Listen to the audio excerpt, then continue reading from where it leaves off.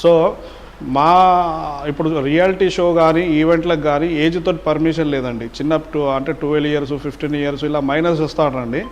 కానీ dancers union ఏదైతే cinema association union ఉందో ఎక్కడ కూడా ప్రోగ్రామ్ చెప్పేటప్పుడు ఒక కోరియోగ్రాఫరు ఒక సాంగ్కి ఇంతమంది బాయ్స్ గర్ల్స్ కావాలని ప్రోగ్రామ్ ఇన్ఛార్జ్ చెప్పడం జరుగుతుంది.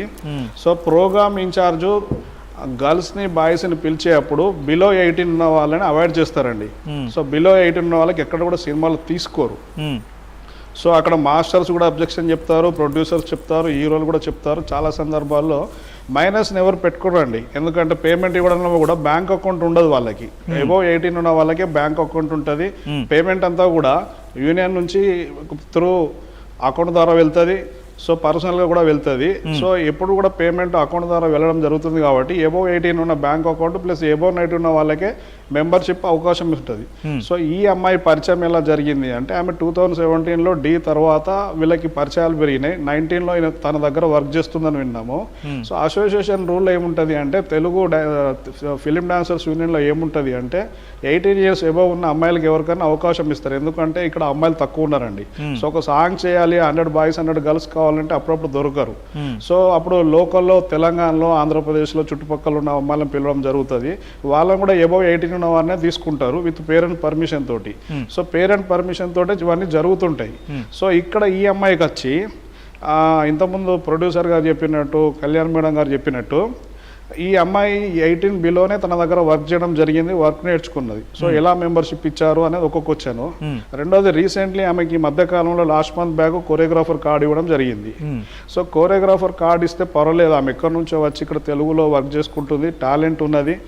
ఈ గత 4-5 సంవత్సరాలుగా జానీ మాస్టర్ తోటి జరిగినటువంటి అన్ని సాంగ్స్లో ఈమె యొక్క రోలు, ఈమె యొక్క కాంట్రిబ్యూషన్, పెర్ఫార్మెన్సు, ఈమె యొక్క క్రియేటివిటీ, పెర్ఫార్మెన్స్ చాలా వరకు ఉన్నది.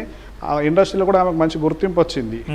కాకుంటే ఇక్కడ జరగాల్సింది డిస్కషన్ ఏంది అంటే ఇద్దరు కలిసి చేశారు, ఇద్దరికి సంబంధం ఉంది, ఇద్దరిని సస్పెండ్ చేయాలని చెప్పి ప్రొడ్యూసర్ గారు అన్నారు కదా. సో పోస్కో ఏదైతే యాక్ట్ ఉందో, ఒక అడ్వకేట్గా చెప్తున్నా, పోస్కో ప్రకారం ఏముంటుంది అంటే డిలే కూడా కన్సిడర్డ్ అంటే డిలే కాంప్లైంట్ని కూడా కాంప్లైంట్ లాగా తీసుకోవడమే జరుగుతుంది. సో వాళ్ళు మైనర్ అండి. మైనర్కి రైట్స్ ఎలా తెలుస్తాయి, మైనర్కి యాక్ట్ ఎలా తెలుస్తుంది? ఇప్పుడు మేజర్కి చట్టం తెలిసి మనకు ఒక ఇండియన్ చట్టంలో ఉన్నది. సో అంటే నాలెడ్జ్ ఉండాలి కదండి సార్. నాలెడ్జ్ ఉన్న తర్వాత, నరేష్ గారు, నాలెడ్జ్ ఉన్న తర్వాతనే ఎవరైనా ఏదైనా చేయగలుగుతారు. నాలెడ్జ్తో పాటు కరేజ్ కావాలి, సపోర్ట్ కావాలి.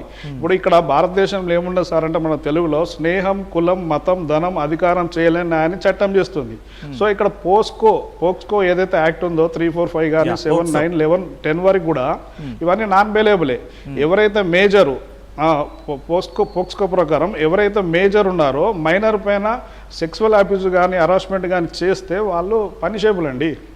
సో ఇది తెలిసి ఉండాలి ప్రతి కోరియోగ్రాఫర్స్కి, డాన్సర్స్కి, సినిమా ప్రొడ్యూసర్స్కి, వీళ్ళందరికీ తెలిసి ఉంటుంది.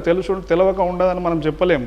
సో అమ్మాయి మైనర్ అన్నప్పుడు మనం తీసుకోవాల్సిన ప్రికాషన్స్, ఇష్టం వేరండి, ఇష్టం వేరు, అడల్ట్ వేరు, ఎబోవ్ 18 వేరు. ఈ మధ్యన సుప్రీంకోర్టు వచ్చిన రూలింగ్స్ వేరండి, ఆ ఏజ్ వేరు. ఇప్పుడు ఇక్కడ జరిగినప్పుడు గురు శిష్యుల సంబంధంలో